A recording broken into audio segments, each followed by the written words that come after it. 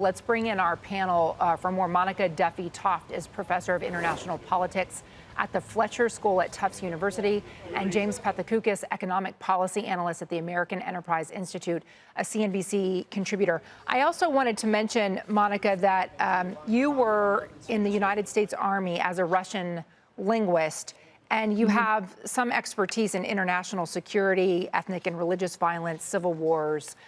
So you have particular expertise on this topic. When you're looking at where we stand today, ahead of this meeting between President Trump and President Zelenskyy, what do you think is the best possible outcome? For today, so thank you for having me on. For today, I think the best possible outcome would be the declaration of a ceasefire, if we could get Putin to agree to that, and Zelenskyy and then the Europeans backing that. And then the next step would be freeze in place, right? I don't think it was, you had a nice conversation about the territory that's at risk here of exchange. And there's sort of 5 bits that are really important. You know, there's Ukraine writ large, which is not going to happen because, of course, Putin's been trying to get it for 3 years. There's Odessa, the southern part, which he's not going to get. He tried. Then there's that land bridge to Crimea, Zaporozhye and Kherson. There's Donbass. And then there's Crimea itself. And so at this point, for both Putin and Zelenskyy and their countries, Crimea is off the table. We don't know what's going to happen with that. And one of the bigger areas that's being debated is Donbass. So that's Donetsk and Luhansk. So at this point, I think if we can achieve a ceasefire and a freeze in place and recognition that these are the lines where they stand, but nobody at this point controls anything, I think that that would be a pretty good outcome. Did you hear anything from the meeting in Alaska between Putin and Trump that seemed to indicate there was any concern over a ceasefire?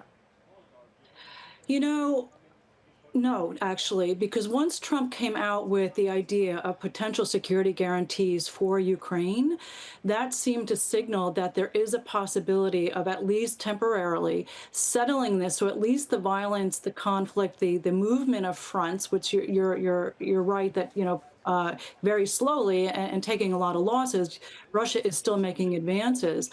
That is making to me, that signaled that there is a possibility of a ceasefire if it's the case that Putin is going to allow for outsiders, and this is where the Europeans are involved, and potentially the United States, to help have those security guarantees to keep the territory of Ukraine intact as it stands now.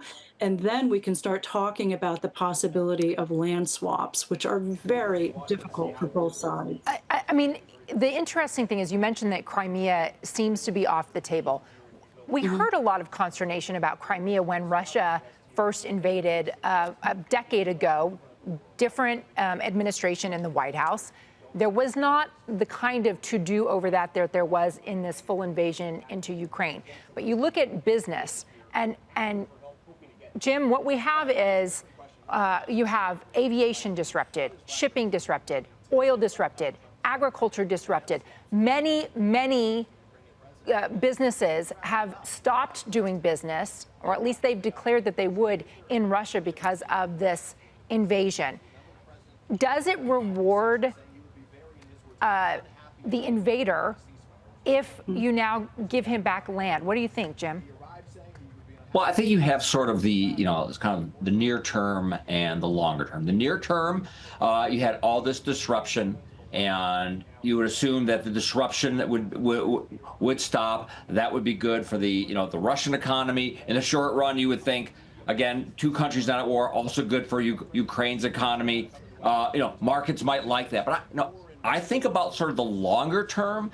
I don't know, and I don't think anybody knows what these security guarantees look like. But I do not think I would want to be long this market in 3 or 4 years when a rejuvenated Russian military tries to take the rest of Ukraine. That is my concern. So you know, whatever sort of the near-term impact on the economy, on business, that is the longer-term impact I'm worried about, because what's really great for the global economy, peace, prosperity, and the expansion of global democracy.